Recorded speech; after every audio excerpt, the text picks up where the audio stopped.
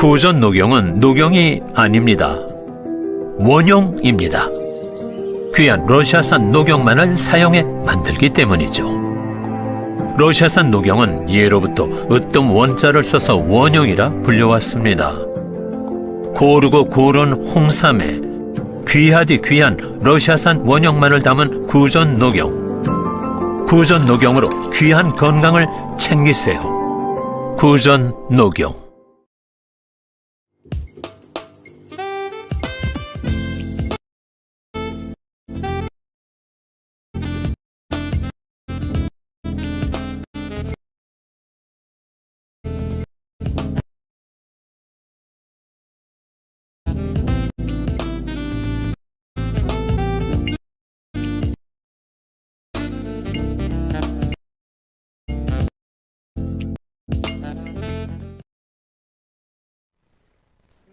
네, 시청자 여러분 안녕하세요. 오늘은 엄청나게 많은 소식을 가지고 이 자리에 앉았습니다. 일단 희망 고문 아닙니다. 어떤 분이 아까 댓글에요. 희망 고문을 하면서 기다리고 있다고 하는데요. 맞는 소식입니다. 인권위 결정문 상세하게 보도할 겁니다. 희망 고문이 아니고 저 이렇게 멋진 인권위 결정문 처음 봅니다. 자, 지금 속보 들어온 것부터 먼저 하겠습니다. 헌재에서요, 윤석열 대통령 10차 변론기일 20일 오후 3시로 바꿨습니다. 속보 먼저 빠르게 소개해드리겠습니다. 두 번째는요, 윤석열 대통령 경호차장과 본부장 구속영장 불청구되었습니다. 그리고요, 검찰 조서 공개에 헌재에서 윤석열 대통령 측 변호인 한 분이 퇴장을 했습니다. 자, 윤석열 대통령 측 진술조서 증거 채택 반발이 있었는데요. 이 부분도 정준길 변호사님과 함께 보겠습니다. 법무법인의 정준길 변호사님 모시고요. 빠르게 지금 헌재 소식 전하겠습니다. 안녕하세요. 네, 반갑습니다. 정준길 변호사입니다. 네, 오늘은 빠르게 저 부분부터 여쭤보겠습니다. 네. 지금요, 3시로 시간이 변경됐습니다. 헌재에서 윤석열 대통령 10차 변론기일 2월 20일 오후 3시로 지정되었는데요. 일단 2시에서 3시로 바뀌었어요. 병주고 약주고 오는 거죠. 그러니까 그날 오전에 네. 10시에 이미 형사준비 절차가 있다는 거 뻔히 알면서도 어떻게 하든지 빨리 진행하려고 그날 오후에 잡았다가 네.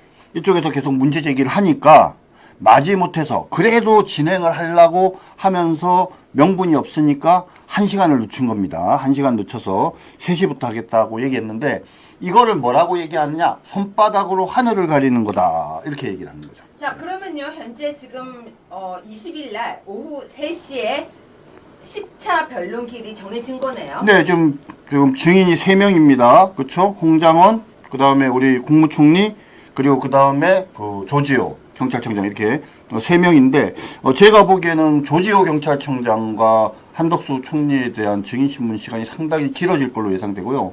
그래서 그날은 뭐 저녁 한 8시, 9시까지 하지 않을까 싶습니다. 그럼 냉정하게 보면요, 그날 아침 10시에는 구속 취소 적부심이 있나요? 그날 구속 취소 신문이 있죠. 구속 네. 취소에 대한 결정을 위해서 양측의 의견을 물어보는 형사 준비 절차를 하면서 그것과 더불어서 구속 취소 신청에 대한 신문을 하고 나서 이제 그 부분 판단하겠죠. 네. 네. 일단요, 정준길 변호사님, 지금요, 윤석열 대통령 측에서 부정선거론을 강조하고 있고, 선관위 점검 필요성을 주장하고 있다고 속보가 나오고 있거든요.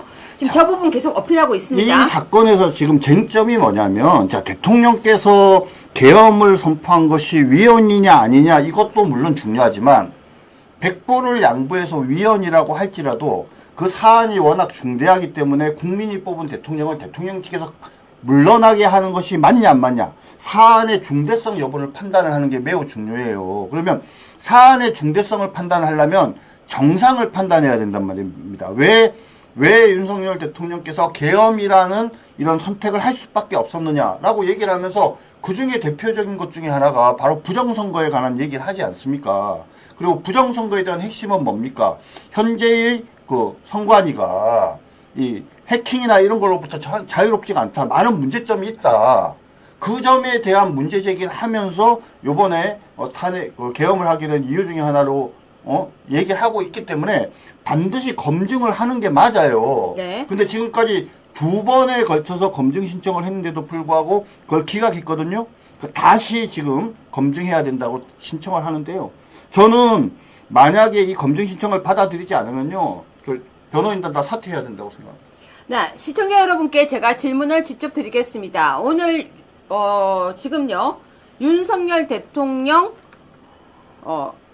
20일 기일이 지정됐습니다. 그러니까 원래는 다른 날짜로 해달라고 했는데 20일 지정이 됐는데 여러분이 보실 때는 변경이 안 되고 20일로 지정된 것이 좋은 것 같습니까? 나쁜 의미 같습니까?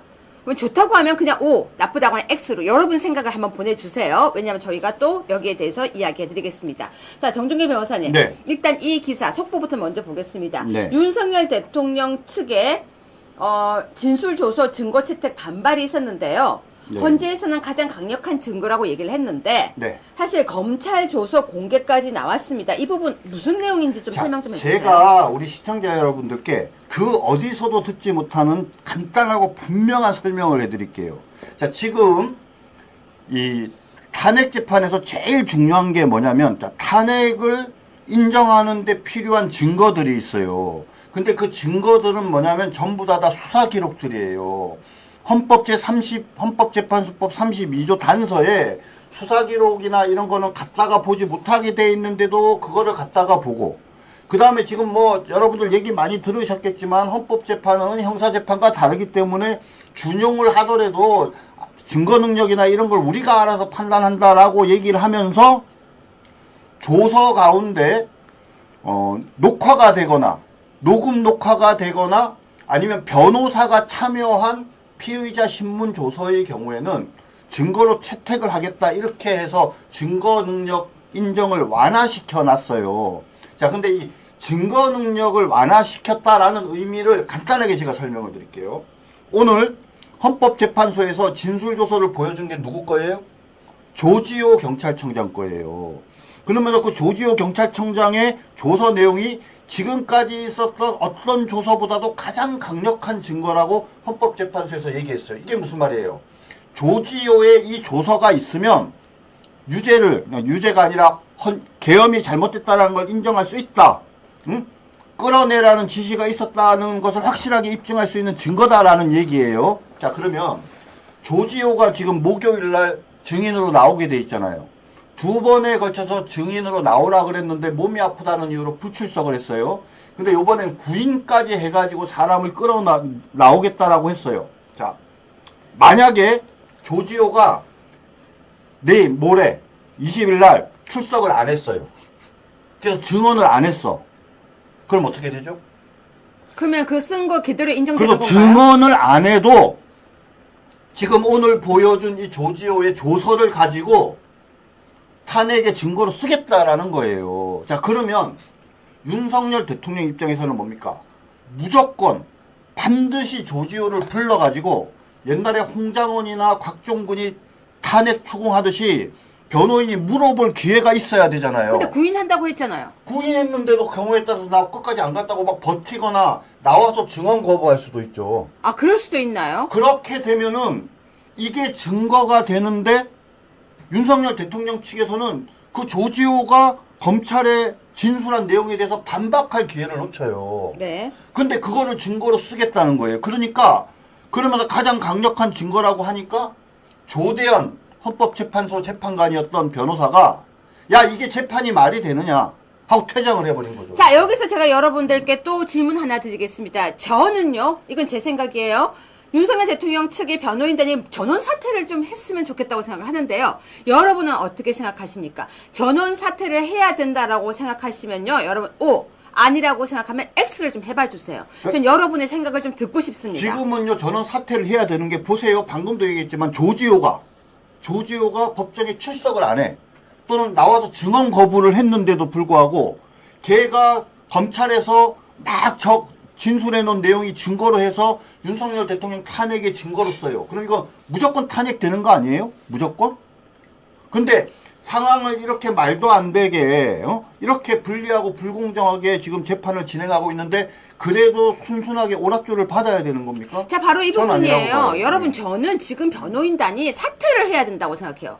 전원 사퇴. 지금 이게 뭡니까? 질질질 끌려가면서. 근데 왜 변호인단이 저렇게 그냥 아, 모르겠어요. 저는 전투력이 좀 뿜뿜했으면 좋겠다고 생각하는데 저런 모습 보는 거 되게 불편한 거예요. 저는 사퇴를 해야 된다고 저는 생각하는데 아무튼 여러분들 생각도 저와 거의 비슷해 보입니다. 그런데 이 부분도 한번 짚고 갈게요. 일단 정 변호사님, 네. 윤석열 대통령 체포하겠다고 구속영장을 청구했었는데 네. 아니 윤석열 대통령이랍니다. 그 경호차장과 본부장 네.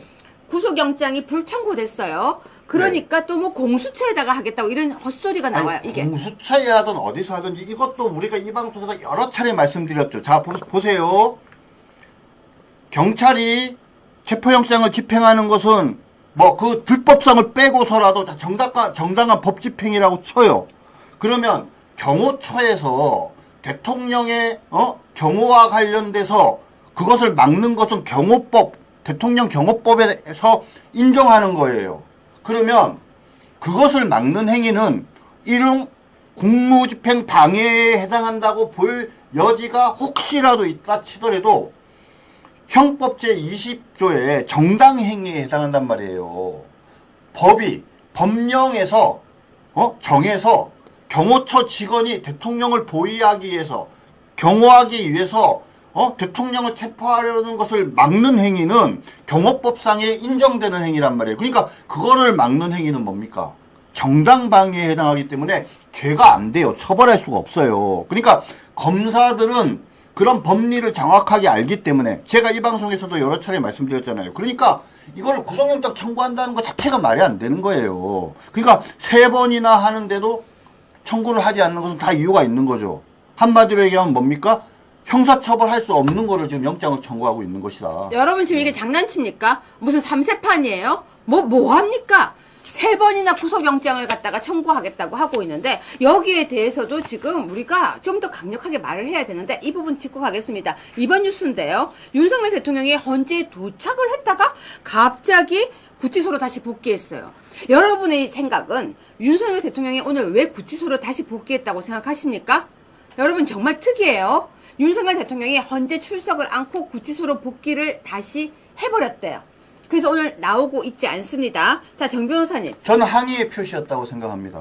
그러니까 의례적이죠. 그렇죠. 아니 지금 오늘 원래 재판이 양쪽에서 2시간씩 자기 의견을 발표하는 시간이에요. 그러니까 특별히 증인이 없다는 걸 윤석열 대통령이 다 알고 계셨거든요. 그런데도 오늘 출석을 하셨는데 도착하자마자 얼마 안 돼갖고 바로 나오셨단 말이에요. 그 이유가 뭐겠습니까? 20일 날 예정된 재판을 예정대로 하겠다라고 하니까 그러니까 거기에 대한 항의의 표시로 저는 윤석열 대통령께서 돌아가신 게 아닌가 그렇게 생각합니다. 네, 수미님 슈퍼챗 정말 감사드립니다. 저는 제가 오늘 하고 싶은 얘기가 되게 많아요. 변호인단 사퇴해야 돼요. 사퇴해야 됩니다. 그런데 여러분 지금부터 정말 집중해서 봐주세요. 4번입니다. TF라는 게 지금 일파만파 난리가 났어요. 그런데 좌편향 조직에 점령당한 헌재라는 이야기가 지금 계속 나오고 있습니다. 일단 뉴스 소개부터 해주세요.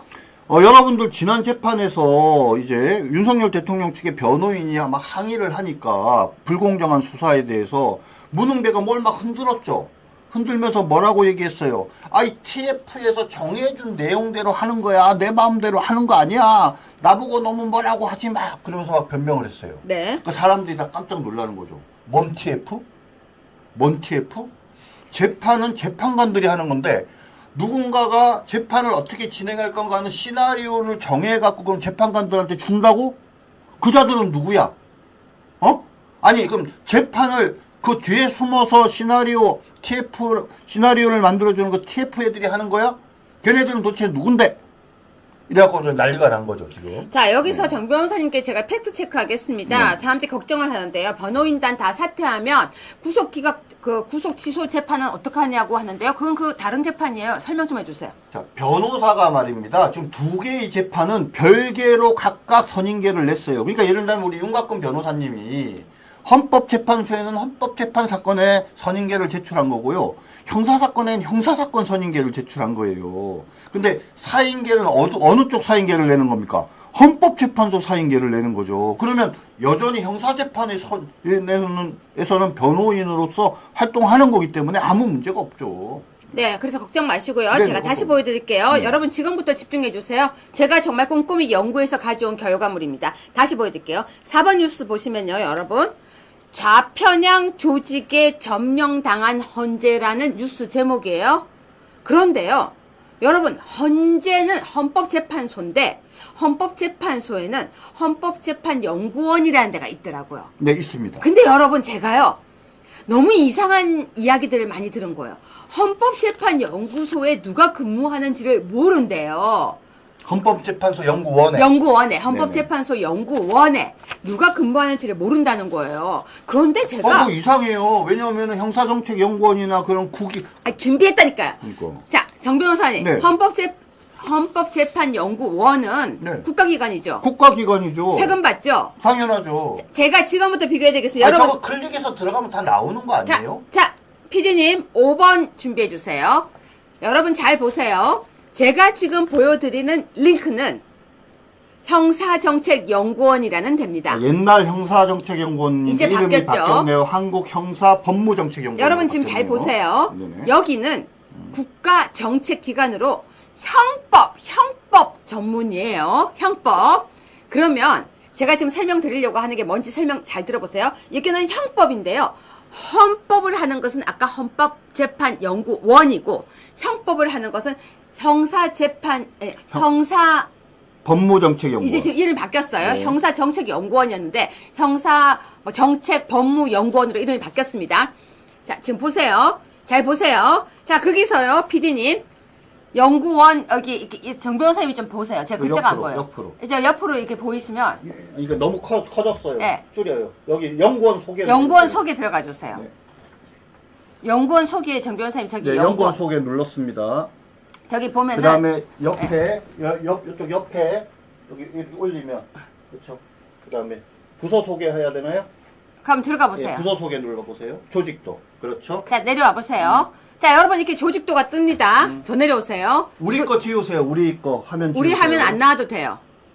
여러분 지금 보세요. 이렇게 있습니다. 이 중에서요. 그죠. 원장이 있고 부원장이 있고 하면서 밑에 형사법제연구실, AI 아무거나 미래정책연구실, 맨 밑에 중에서. 범죄예방연구실에서 연구실이 하나, 둘, 셋, 넷, 5개가 보이죠? 자, 우리 PD님 구르고 싶은 거 아무거나 한번 클릭해 보세요.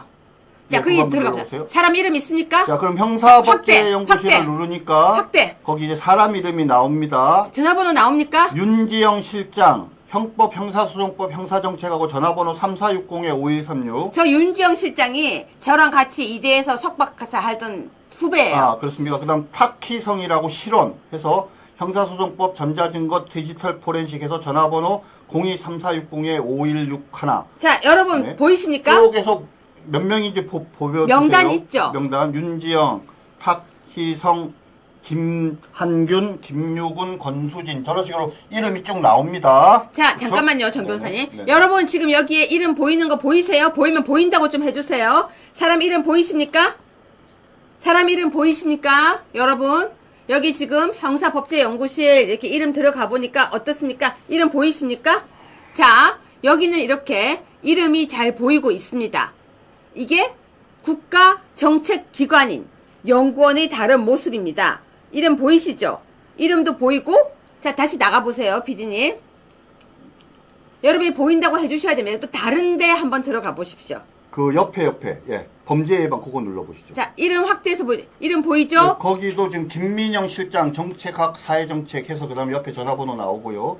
김지원, 박준희, 윤정숙, 장다혜, 유진 이렇게 해서 그 실원들 해당 실의 실원들 이름이 그대로 나오고 옆에 전화번호 전공이 뭔지 이런 게 다 나오고 있습니다. 네, 이름과 전공, 전화번호가 상세하게 있습니다. 네. 자, 이거는 지금 뭐였습니까? 어디 기관이었습니까? PD님 다시 보여주세요. 형사정책법무연구원이었습니다. 네, 저 위에 있죠? 네, 한국형사법무정책연구원. 자, 6번 들어가 보겠습니다. 이제 드디어 그 문제의 헌법재판연구원을 들어가 보겠습니다. 그러니까 무슨 말이냐면 지금 형사법무정책연구원에 들어가면 연구소에 연구원을 들어가면 해당 팀에 누가 있는지를 이름을 다 확인할 수 있고 무엇이 전공이고 그 다음에 연락처가 다 있는데 그럼 마찬가지로 국가기관인 헌법재판소 헌법재판연구원도 그 연구원을 들어가 보면 그죠 누가 어떤 전공으로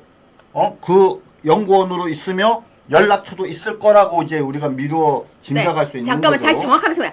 제가 조금 전에 보여드렸던 건 여러분 헌법재판연구원이 아니고요. 형사정책연구원을 보여드린 거예요. 네네. 그러니까 그게 정상이라는 거예요. 여러분 그렇죠. 오해하시면 글이 전화가 오시면 안 돼요. 저 깜짝 놀랐어요. 지금 글이 전화가 온다고 해서. 그거 아니에요. 그건 정상적인 건 그렇다는 거예요. 정상적인 건 형사정책연구원이에요. 자, 이제 헌법재판연구원 보여드리겠습니다. 자, 클릭. 자, 거기 연구원 소개 눌러주세요. 네. 그 다음 밑에 조직도 눌러주세요. 자, 그럼 거기 똑같이 연구원장 밑에 교수부장 있고 제도연구팀, 기본권 연구팀 있죠? 제도연구팀 눌러주세요. 네. 여기는 제도연구팀의 팀장 이름은 나오네요. 나머지 없죠? 전화번호는 위에 317-8196이라고 나오는데 그 다음에 책임연구관이라는 사람은 이름이 누군지 없어요. 모르고 그냥 이름만 책임연구관이 5명 있고 주임이 1명 있네요. 책임연구관 5명이 누군지 알 수가 없네요. 지금. 그죠? 네.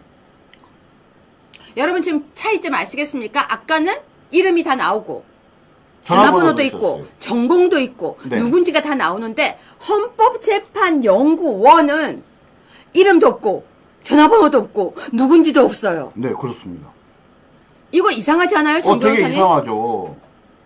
그러니까 지금 국민들이 궁금해하는 건 뭐냐면, 아니, 헌법재판소 재판관들한테 대본을 써준 자들이 누구냐. 그럼 저기 결국 헌법재판연구원에 있는 저 연구관들 같은데, 그럼 연구원이 누구냐. 현재 지금까지 알려진 바로는 우리법 연구에 관련자들이 헌재를 장악했다라는 얘기가 있다. 자, 기사 보겠습니다. 또 기사를 보여드려요. 11번. 여러분 저는 기사로 팩트 체크하겠습니다. 11번. PD님 11번 한번 띄워주세요.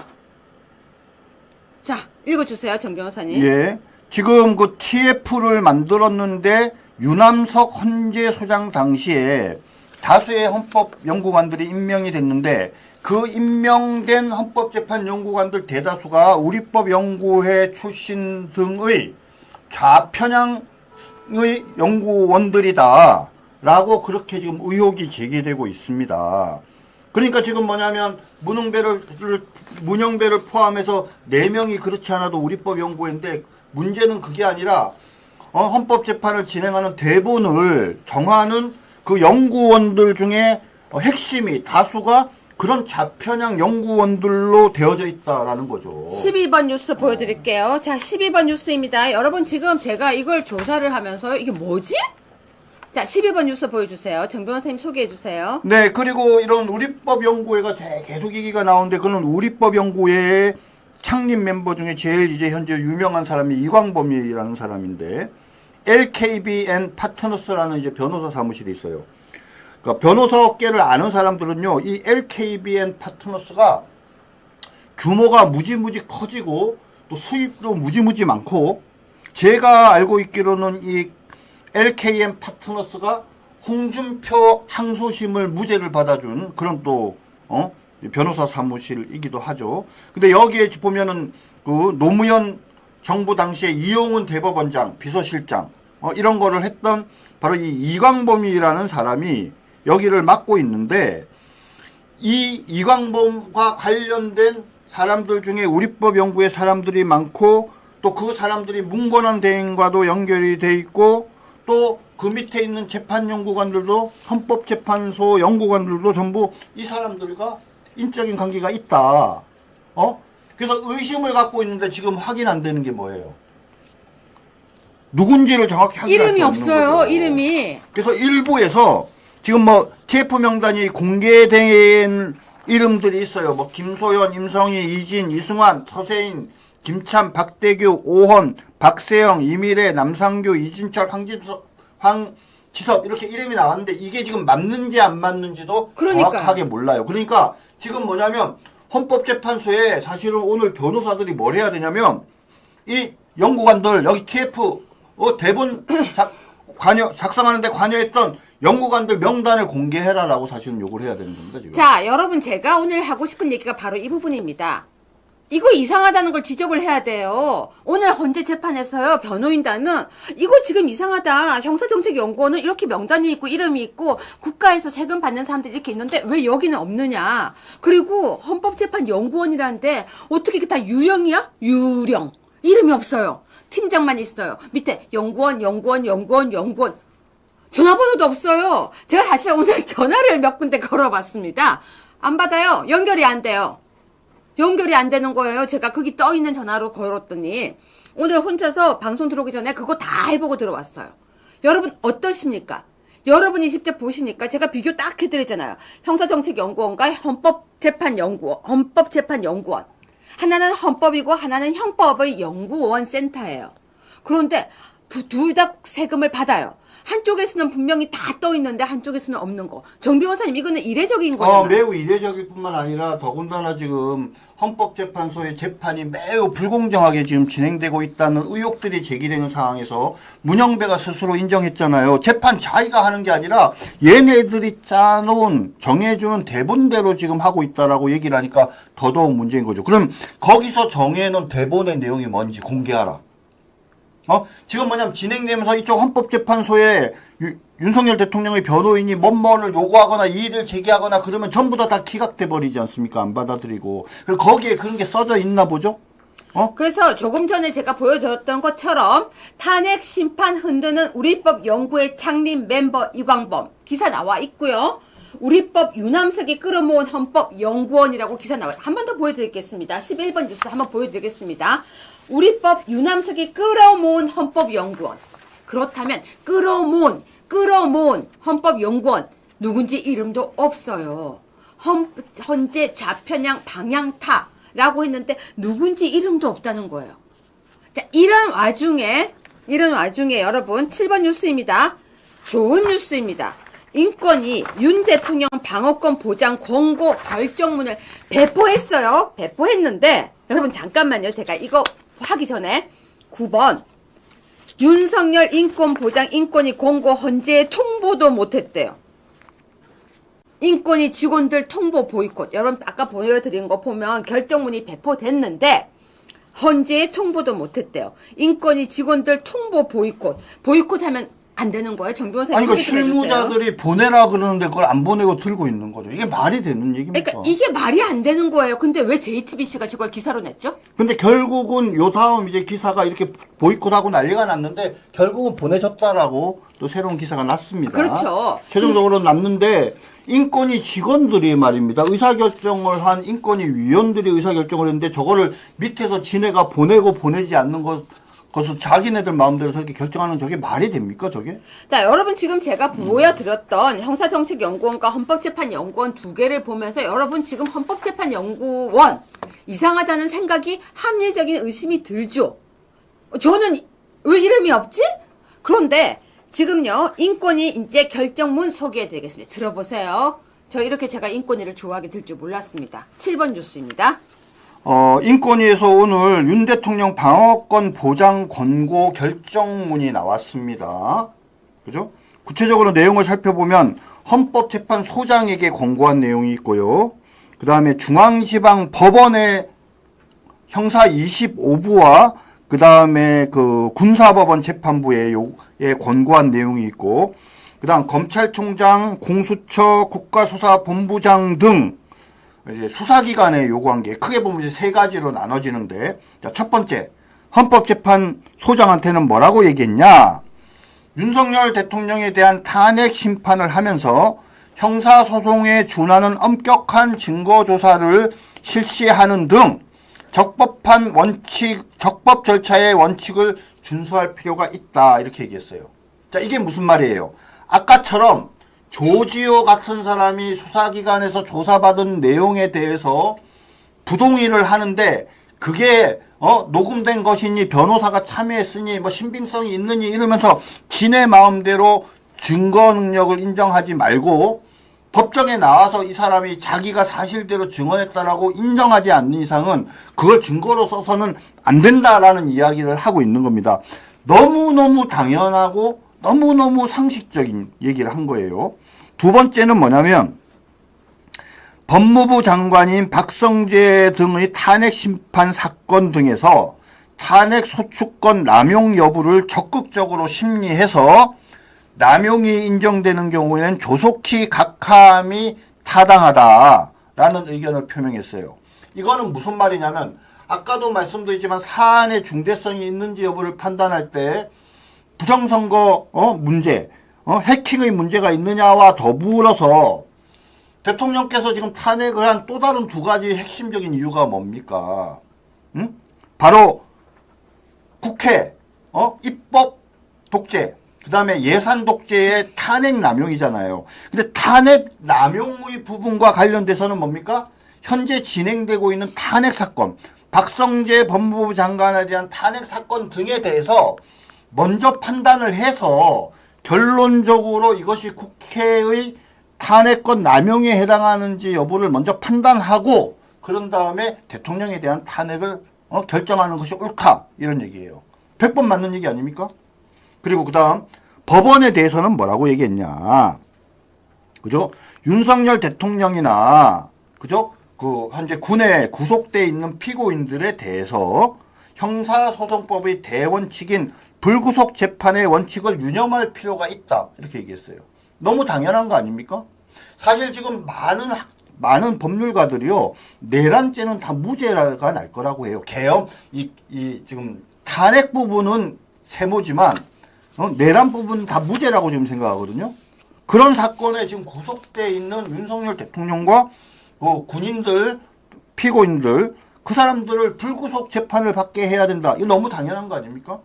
그 다음 세 번째는 뭐냐면 수사기관 역시도 앞으로 관련된 사람들을 조사할 때 형사소송법의 대원칙인 불구속 수사의 원칙에 유념해야 된다. 문구 하나하나 보면요, 다 맞는 얘기만 하고 있어요. 자, 그런데 10번 뉴스입니다. 인권위에서요, 탄핵 심판은 적법해야 되고 불구속 원칙 유념해야 된다라고 이야기를 하고 있습니다. 정 변호사님. 네네. 이 기사에서도 마찬가지지만 불구속 원칙을 유념하라고 계속 권고하고 있지 않습니까? 자, 근데 이제 여러분들 이 권고라는 게 그렇잖아요. 그랬으면 좋겠어 이렇게 얘기를 하면 싫은데 이러면 그만인 것 같지 않습니까? 그죠? 인권위가 권고하는 거는요, 그러니까 말하면 나 싫어 이렇게 하고 말 게 아니라 공고를 하면 거기에 대해서 뭡니까? 성실하게 대답해야 될 의무가 있어요. 그래서 보통의 경우와 다르게 인권위의 권고는 상당히 좀 약간의 반강제성이 있는 그런 권고거든요. 그렇기 때문에 사실은 법원이나 수사기관이나 더 나아가서 헌법재판소가 반드시 인권위의 이러한 권고를 경청해야 될 의무가 있습니다. 네, 정 변호사님. 그런데요, 13번 뉴스입니다. 야6당, 저 야6당인지도 몰랐습니다. 인권위, 위헌적 비상계엄 옹호 공고안 철회해야 이러고 나섰어요. 야6당이요? 야6당이 누군가 있었어요, 저 사실은요. 그런데 말입니다. 인권이라는 건 뭡니까? 헌법에서 대한민국 국민에게 보장되어 있는 그 인권을, 권리를, 기본권을 보장해 주는 역할을 하는 거잖아요. 네. 요번에 윤석열 대통령과 관련해서 이쪽에서 한 얘기 중에 틀린 얘기가 뭐가 있습니까? 시청자 여러분들께서 모르는 얘기 있어요? 불구속 재판 해야 된다. 네. 그죠? 그 다음에 엄격한 증거에 따른 인정을 해야 된다. 이게 도대체 뭐가 잘못된 거예요? 그런데 이 야6당에서 지네 마음에 안 드니까 인권위가 갑자기 위헌적 비상개업을 옹호하는 거래요. 자, 우리 법조인들이 말입니다. 법률을 공부하면서 제일 가슴이 뜨거운 때가 언제인 줄 알아요? 9명, 10명의 범죄자를 놓치더라도 1명의 억울한 피의자를 만들지 않는다라는 말에 우리가 감동을 해요. 법률가들이 감동하는, 공부를 시작할 때. 그쵸? 응? 그리고 그 다음에 감동하는 얘기가 뭔지 아세요? 변호사는, 그죠?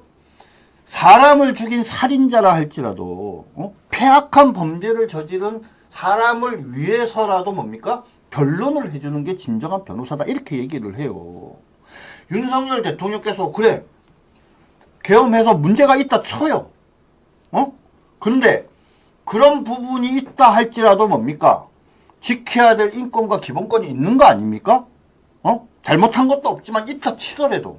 근데 그러한 인권위에서 아무리 대통령이 뭔가 내란의 어떤 의혹 또 계엄의 문제점을 갖고 재판을 받더라도 기본권이 침해돼서는 안 된다라는 이 인권위의 외침이 얼마나 맞는 외침이에요. 올바른 외침이잖아요. 근데 그 외침에 대해서 진의 마음에 안 든다고 위헌적 비상개업을 옹호한다? 이게 말이 되는 소리입니까? 자, 그런데요. 14번 보시면 김용현, 여인영도 긴급구제 신청을 했습니다. 야권에서는 내란 옹호 인권이라고 규탄하고 있는데요. 긴급구제 신청을 했는데 역시 같은 결과가 나올 가능성이 큰가요? 당연하죠. 그러니까 뭐 지금 수사 진행 중인 사건 기록에 대해서 송부할 수 없다라는 뭐 그런 문제들도 있지만 그 문상호 정보사령관, 곽종근, 이진우 이런 사람들의 경우에는요. 이 막 일반인이랑 접견 및 서신도 주고받지 못하게 하고 네. 그리고 막 이렇게 소갑찬채로 막 사람들을 그 별들을 끌고 다니고 있어요. 그렇네요. 네. 그런 인권 침해적인 거 하지 마라라고 얘기하는데 뭐가 잘못됐습니까? 자, 그렇게 인권위 결정문이 공고안이 나왔는데 그 공고안은 사실은 생각보다 의미 있고 효력 있는 거예요. 그런데 불구하고 헌재에서 어쨌거나 지금 저런 모습을 보이고 있고 그 헌재를 제가 추적해서 따라가 봤더니 헌재 헌법재판연구원은 누가 연구원으로 있는지도 모르고 있는 이 상황에서 과연 헌법재판소의 공정성을 기대할 수 있을까라는 이야기들이 많이 나오고 있는데 15번입니다. 윤석열 대통령 측에서는 야당에서 증인회유 의혹의 명백한 탄핵 공작 내란몰이라고 이야기를 하면서 16번을 보면요. 대통령은 단전 지시 사실도 없는데 야당에서 왜곡 조작을 했다고 합니다. 그런데 17번을 보시면요. 김병주 측에서 대통령이 스위치 내려 지시 안 했다라고 해요. 정 변호사님, 이 뉴스 이거 뭡니까? 지금요, 여러분, 단전 단수 얘기가 갑자기 나왔어요. 단전 단수 얘기가. 그런데 말입니다. 자, 단전 단수 이야기에 대해서 지금 가장 뭐냐면 문제 있는 진술한 사람은 누구죠? 소방청장이에요. 소방청장이 뭐라고 얘기를 했냐면 이상민 장관한테 그런 얘기를 들었다 이렇게 얘기를 하고 있어요. 근데 이상민 장관은 뭐라고 얘기를 해요? 나는 소방청장한테 그런 말 한 적 없다라고 얘기를 해요. 그 다음에 윤석열 대통령은 그 곽사령관한테 단전단수 지시한 적 없다라고 하고 곽사령관도 자기가 단전단수 지시받은 적이 없다라고 얘기를 하거든요. 본인이 스스로 판단해서 단전단수를 하라고 이야기를 한 거예요. 관련된 사람들이 다 윤석열 대통령의 단전단수 지시가 없었다는 것이 명확한데 갑자기 김병주라는 사람이 뭐라고 얘기해요? 야 끌어내라고 얘기를 했으니까 그럼 그 안에서 구체적으로 끌어내는 방법을 생각하는 과정에서 곽사령관이 단전단수를 한 거는 그거는 시킨 거나 똑같은 거야 이런 말도 안 되는 얘기를 하는 거죠 지금. 그렇죠. 지금 그런데요. 18번 보시면요. 단전 단수 의혹의 이상민 전 장관이 압수수색을 받았네요. 네네 그렇습니다. 네, 이거는 무슨 의미로 봐야 될까요? 지금 이 단전 단수에 대해서는 지금까지 밝혀진 거는 그 곽사령관이 지가 임의로 한 거예요. 근데 자꾸 사람들을 끌어내 갖고 이상민 그다음 소방청장 이제 이런 사람들이 나오는데 저는 이 소방청장이 반드시 헌법재판소에 증인으로 나와야 한다고 생각을 합니다. 그 사람한테 물어봐야지 진상이 규명되지 않을까 싶습니다. 네, 여러분 지금까지 제가 훑어보여드린 내용을 보면은 참 이상하다는 것들이 되게 많은데요. 자, 이 와중에 제가 진짜 입을 악 다물어야 됩니다. 19번. 박지원이가 김 여사가 오빠 빨리 계엄해 했다. 아니, 오빠 빨리 계엄해 했다고요? 20번 보겠습니다. 박지원이 김건희가 오빠 이거 터지면 다 죽어 해서 계엄. 틀렸으면 날 고소했을 것. 와, 소개해 주세요. 이거 진짜 박지원 고소해야 되지 않습니까? 우리 오상종 우리 단장한테 한번 좀 이렇게 상의를 해봐야 될 것 같습니다. 박지원 이 부분은 반드시 저는 고발해야 된다라고 생각합니다.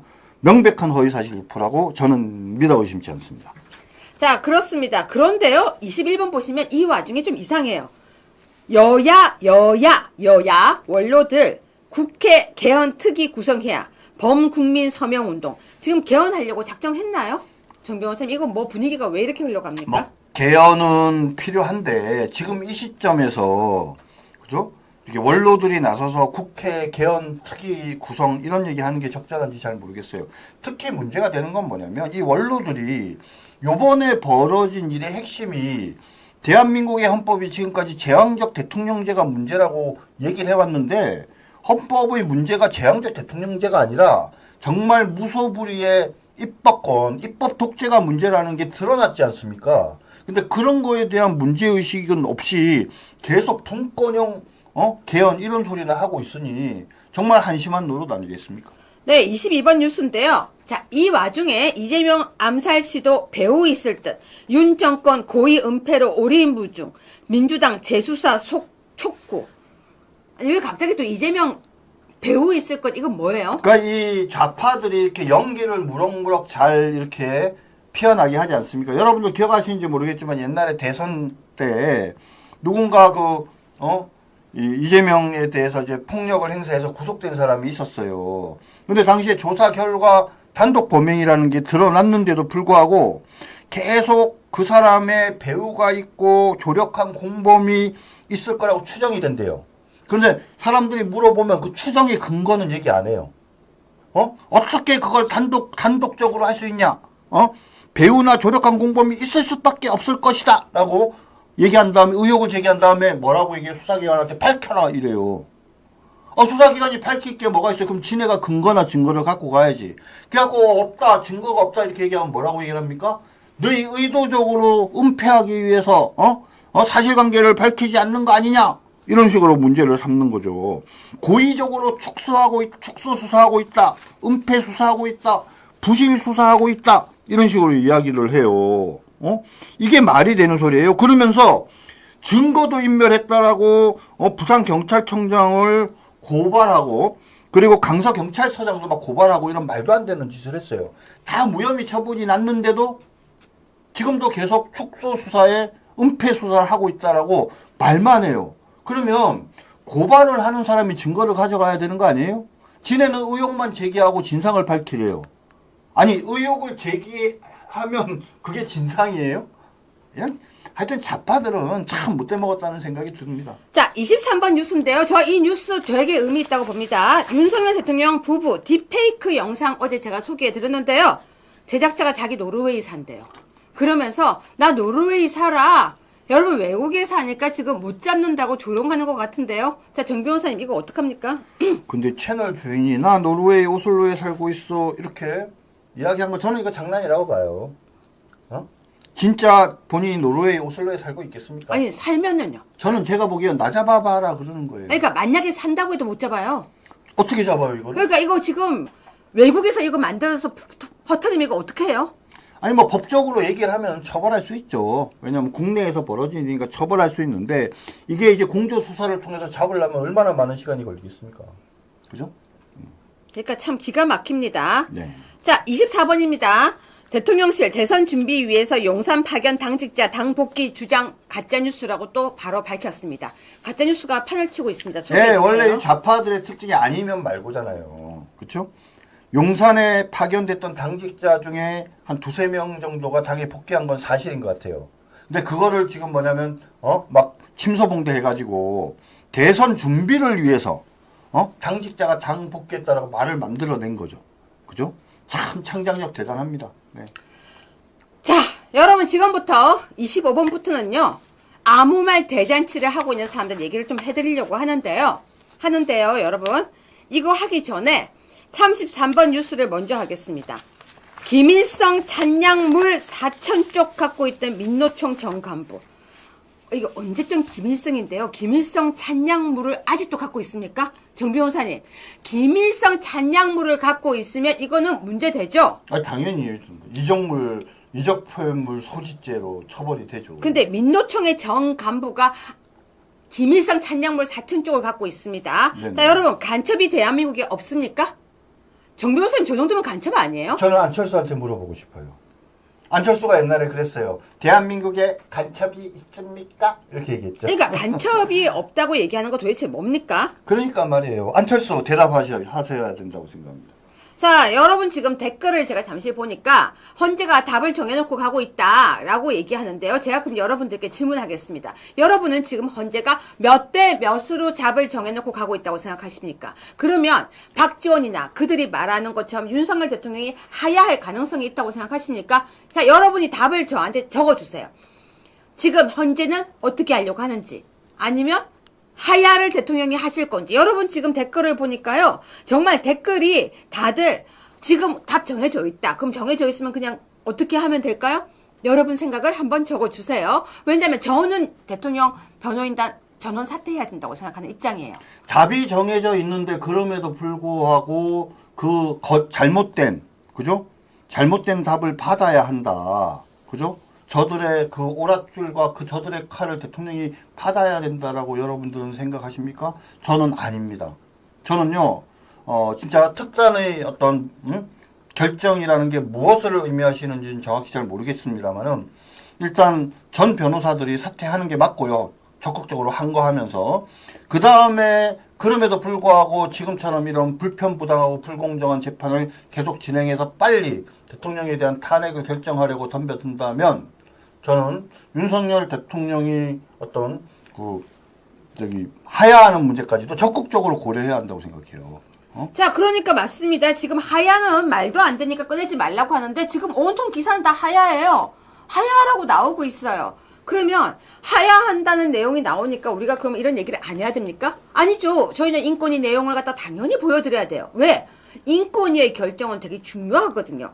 거기다가 지금 그러면 8대 0으로 결정되어 있으니까 우리는 그럼 아무것도 안 해야 되나요? 아니죠. 마지막까지 최선을 다해야 되는데, 자 보세요. 아니, 인권위가 권고를 했으면 당연히 헌법재판소에서 존중을 해야 되잖아요. 근데 걔네들은 무시하고 가잖아요. 쟤네들은 무시하고 가는데 왜 우리는 저 말도 안 되는 헌재의 말도 안 되는 저 절차와 진행에 수긍하고 따라가야 되냐고요. 그러니까 저는 왜 8대 0이라고 하면서요 아무것도 하지 않으려고 하세요? 저는 방법을 얘기하잖아요. 전원 사퇴해야 된다. 인권위 공고, 지금 계속 인권위 공고를 우리가 얘기해야 돼요. 얘기해야죠. 오늘 지금 인권위 공고를 따라라. 인권위 결정문을 실천하라. 해야죠. 헌법재판소에서 오늘 그 변호사 중에 그 누구 하나가 이 지금 뭐냐면 인권위에서 나온 권고문을 읽으면서 니네 따르라라고 헌법재판소 재판관한테 이야기해야 되는 것 같은데 근데 아무도 안 누구 하잖아요. 하나라도 좀 하고 있는 사람 있습니까? 제가 보기엔 없어요.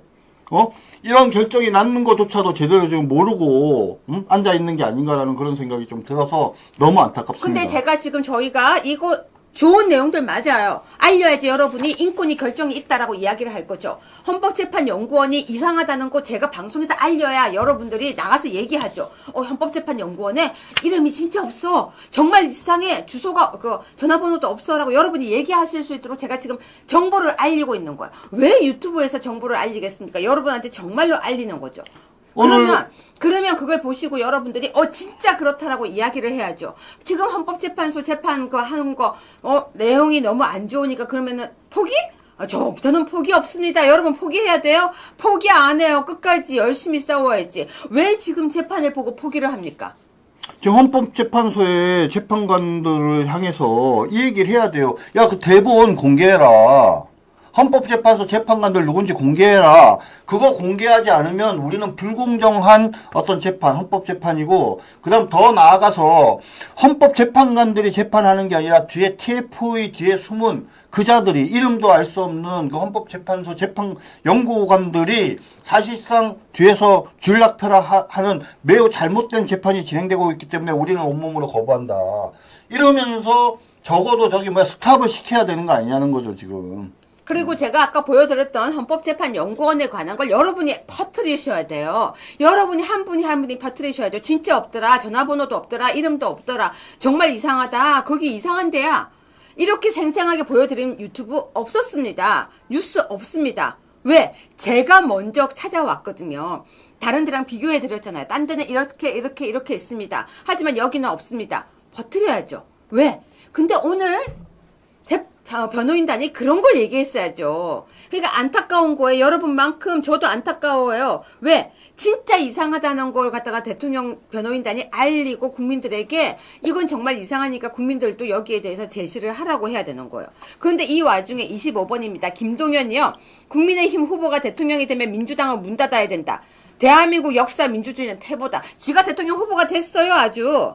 그러면서 26번 김동연이 국민의힘 후보 중 나보다 낫겠다는 사람이 없다. 옥석 구별될 것.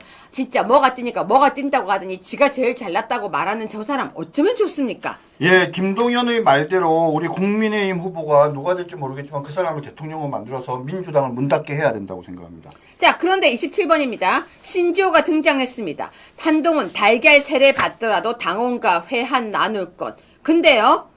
왜 그런지 먼저 보여드리겠습니다. 30번 뉴스입니다. 한동훈이 책을 썼대요. 책 제목이 뭘까 궁금했는데요. 저는요, 사람이 먼저입니다. 옛날 문재인이 하던 얘기 똑같아서 깜짝 놀랐어요. 국민이 먼저입니다. 소개해주세요, 정 예, 변호사님. 국민이 먼저이니까 40%가 넘는 국민들이 탄핵을 반대하고 있으니까, 그죠? 그러니까 한동훈이 그런 국민의 뜻을 따라야 되는 거죠, 그죠? 국민이 먼저니까. 그죠? 나오지 말라니까요. 여러분, 한동훈이 국민이 먼저입니다라는 책을 낸대요. 우리가 말을 해야죠. 너 나오지 말라고.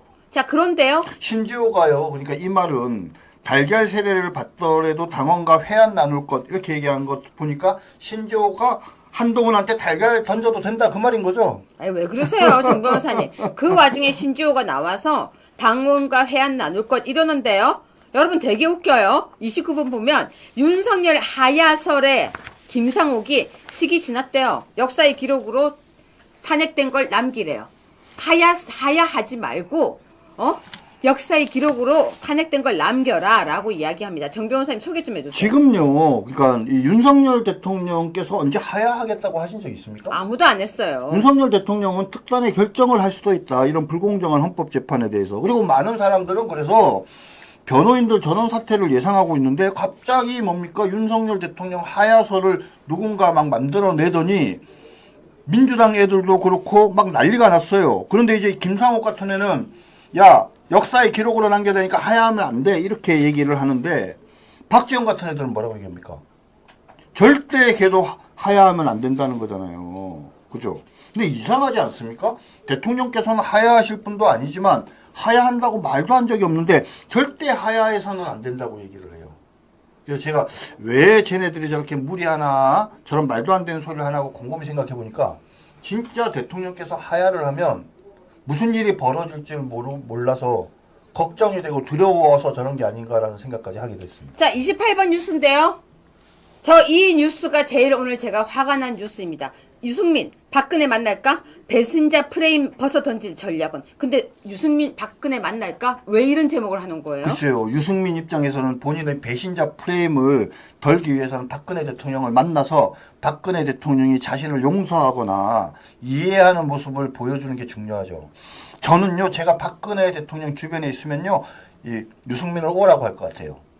그런 다음에 유승민한테 쓱 웃으시면서 박근혜 대통령께서 이렇게 말씀하셨으면 좋겠어요. 너 같은 배신자는 안 돼. 이렇게 얘기했으면 좋겠습니다. 전 만나는 거 싫습니다. 여러분, 유승민이 박근혜 대통령을 만날까요? 만나야 한다고 생각하십니까? 저는요, 그건 아닌 것 같아요. 유승민이 박근혜 대통령을 만난다고 생각하십니까? 아무리 대선 후보가 되고 싶은 욕심이 많아도요, 참 사람이 병 주고 약 주고 자기가 놀부입니까? 다리 부러뜨리고 다리 징징 매고. 저는 박근혜 대통령께서 만나서 방금 제가 말씀드린 것처럼 그렇게 하는 게 좋겠어요. 그래야 후보들이 정리가 될 거 아닙니까? 격조 없어요. 안 만나야 된다고 생각해요. 여러분은 만나야 된다고 생각하십니까? 안 만나야 된다고 생각하십니까? 만나줘서 배신자는 안 돼. 이렇게 말씀해 주셨으면 좋겠어요. 자, 여러분 32번 뉴스 하나 보겠습니다. 저 이 뉴스 보고 깜짝 놀랐습니다. 공무원은 벌써 주 4일 시대가 열렸다고 합니다. 민간인은 53시간 이상 일하고 있는데 세금으로 월급 받으며 쉬나 불만. 공무원 주 4일 시대. 정 변호사님 아셨어요? 몰랐죠. 근데 이 기사를 보니까 전북, 충북, 서울, 경기, 대전 이런 주요 지방자치단체들이요. 이미 주 4일 출근제를 도입하거나 확대하고 있대요. 네. 4.5일도 아니고요. 4일제고요. 그 다음에 제주도는 한 발 더 나가서 전국 최초로 4.5일제를 시행 중이래요. 네. 그러니까 이렇게 되면 누가 피곤한 줄 아세요? 국민이요. 그러니까 이게 무슨 말이에요? 그러니까는 얘네들 나흘 근무하면 이제 우리 공무원 요즘에도 점심때 가면 옛날에는요 점심때 가면은 가도 항상 뭐 주민등록 등본이나 이런 거 다 뗄 수 있었잖아요. 요즘에는 12시부터 1시 사이에 동사무소 가면 못 떼요. 저 깜짝 놀랐어요. 공무원 주 4일 시대, 공무원 봉급 작다 그러는데요. 저는 공무원 숫자 줄여야 된다고 생각하는 사람 중에 하나입니다. 너무 과하게 많은 거 사실 주민센터 가보면요. 앉아서 쉬고 있는 사람들도 많더라라는 이야기들이 계속 나오고 있습니다. 뿐만 아니라 많은 분들이요. 주민센터에 저렇게 사람이 많은데 왜 저렇게 더 뽑는가라는 의문들도 많이 나오고 있다고 하는데 주 4일제 하는 거 저는 반대. 왜 봉급 다 받고 주 4일제인가요? 자, 31번 뉴스인데요. 정 변호사님. 네. 이게 뭔 말입니까? 소개 좀 해주세요. 예, 지금 홍준표 대구시장이 계속 방휼지쟁이라고 얘기를 합니다. 방휼지쟁은 어부지리 이야기죠. 도요새랑 조개가 이렇게 서로 도요새가 조개를 먹으려고 딱 들어갔는데 조개가 부리를 꽉 물었어요. 그러면서 서로 네가 부리 때 너가 먼저 열어 이러면서 막 싸우다가 조개도 도요새도 꼼짝 못하는 상황이 되니까 지나가던 어부가 둘 다 잡아갔다. 이게 어부질이란 말입니다. 근데 둘이가 서로 이렇게 붙잡고 있는 상황을 방휼지쟁이라는 표현. 조개도 도요새도 꼼짝하지 못하는 상황인데 지금 이제 홍준표 시장이 이 표현을 많이 쓰고 있어요. 여기서 말하는 이 조개와 도요새는 누구죠? 바로 윤석열 대통령과 이재명이죠. 네. 적대적 공생이라고 얘기했던 두 사람의 관계가 조개와 도요새의 관계이다. 그렇기 때문에 윤석열 대통령께서 탄핵을 당하시게 되면 결국 이재명도 날아갈 것이다. 이제 이렇게 이야기를 하는 거죠. 그래서 이재명이 절대 대통령 못 된다. 이제 이 얘기를 하는 건데, 근데 얘기를 좀 들어보면 이상한 게요. 윤석열 대통령은 탄핵되면 안 된다며요. 네. 그런데 이재명이 대통령이 절대 안 된다. 이거 좀 이상하지 않습니까? 네. 아무튼 정준기 변호사님 오늘 헌재 6차 변론 있고요. 대통령께서는 오늘 안 들어가셨고 어쨌거나 인권위 결정문이 공개됐는데 후폭풍이 엄청날 것 같습니다. 네. 인권위 결정문에서는 윤석열 대통령 석방에 대한 얘기를 하고요. 그리고 탄핵에 대해서 인권위 존중 결정안을 보냈습니다. 자, 윤석열 대통령의 반격이 개시가 되었다고 보는 사람들이 많습니다. 오늘 입장하지 않고 나가는 모습을 보면서요. 강력 대응을 윤석열 대통령이 시작했다. 변호인단 다 사퇴할 것이 아니냐라고 보는 입장도 많습니다. 일단 마무리 발언해 주세요. 변호인단 사퇴 적극적으로 검토해야 됩니다. 그리고 대통령께는 죄송하지만 저는 단식 투쟁도 이제는 고려하실 때가 됐다라고 생각을 합니다. 그리고 개인적인 욕심이지만 제가 사석에서 이야기하는 것처럼 헌법 소원도 반드시 하시는 게 좋겠다는 생각이 듭니다. 지금 헌법재판소가 결론을 작정하고 그냥 일방적으로 밀어붙이는 이 상황에 우리가 절대 목을 그냥 들이대주고 그 다음에 이렇게 그냥 오랏줄에 이렇게 묶여가는 게 저는 능사가 아니라고 봅니다. 그리고 더 나아가서는 아무도 원하지 않는 거지만 정말 경우에 따라서는 박지원이가 가장 두려워하는 그죠?